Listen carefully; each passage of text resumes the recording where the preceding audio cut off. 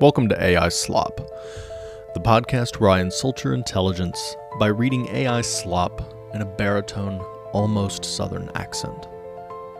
At AI Slop, me and the soulless machine will help you sleep, focus at work, and learn a bit by reading you the most mundane, calming stories that AI can generate. The backing instrumentals, AI Slop. The stories? They might be true, they might not be. We're not checking. But they're definitely AI Slop. The only humans here are me, the reader, and you, the listener. I'm your host, Mark Gottschalk. Without further ado, let's get into it.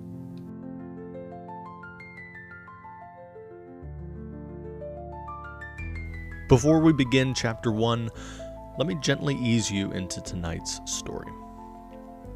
This is a tale about ambition, paperwork, and the quiet confidence of a man who believed that if something looked official enough, it might as well be real. It's a true story, one that unfolded not with explosions or gunfire, but with pens, contracts, and a remarkable amount of audacity. Tonight, we're talking about the American who, on paper at least, bought himself a country. Chapter 1. A man with big ideas. In the early 19th century, America was a nation bursting at the seams with opportunity, and with men who believed opportunity should come with land. Lots of it. One of those men was Gregor MacGregor.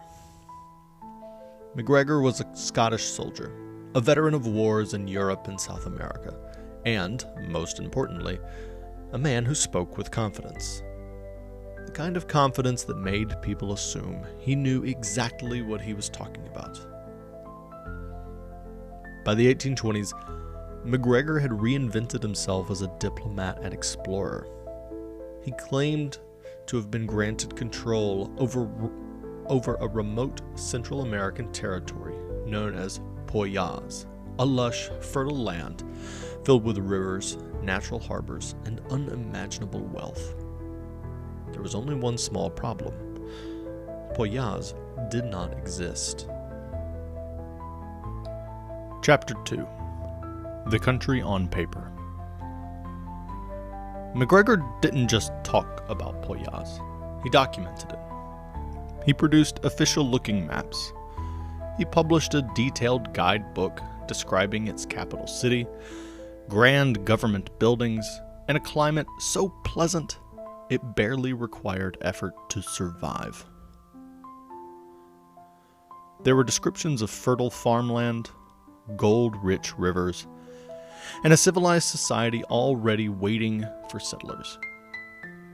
To investors and would-be colonists in Britain, this all sounded reasonable. MacGregor sold government bonds.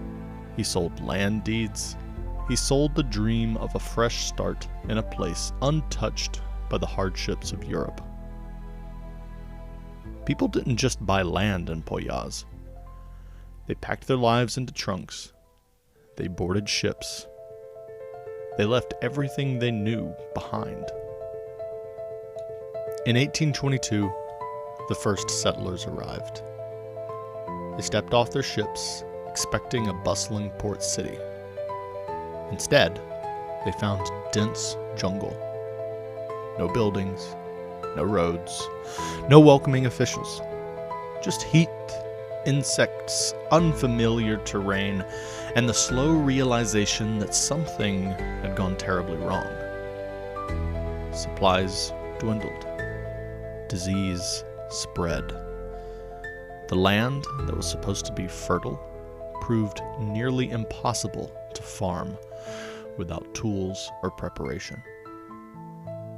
Within months, many settlers were dead.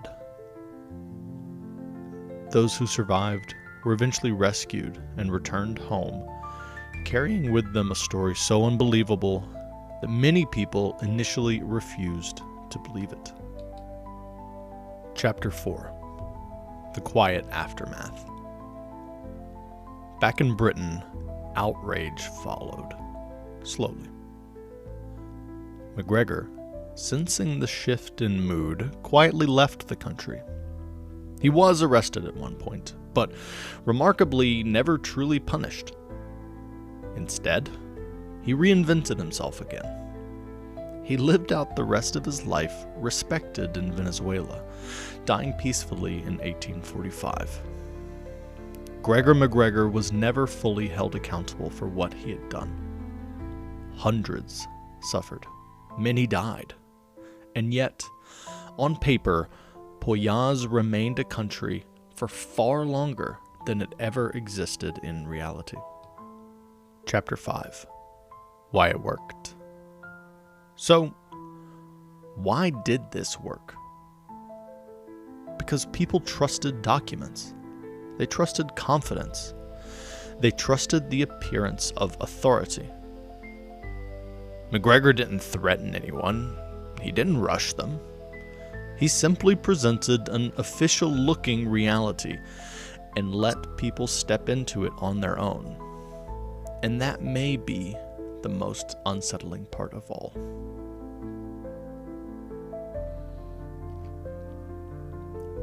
Tonight's story reminds us that history isn't always shaped by wars or kings. Sometimes it's shaped by paperwork, by calm voices, by people who sound like they know what they're talking about. Thank you for listening to AI Slop. This episode helped you relax, focus, or gently drift off, and it's done exactly what it was meant to do.